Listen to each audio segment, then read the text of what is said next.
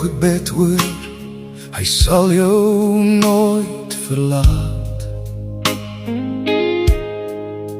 Hy sal jou help wanneer die laste swaar raak. Hy sal jou versterk en jou veilig deur die donker dra. Jesus voor my, wanneer ek die pad nie sien. Jesus agter my, wanneer die vyand my probeer keer.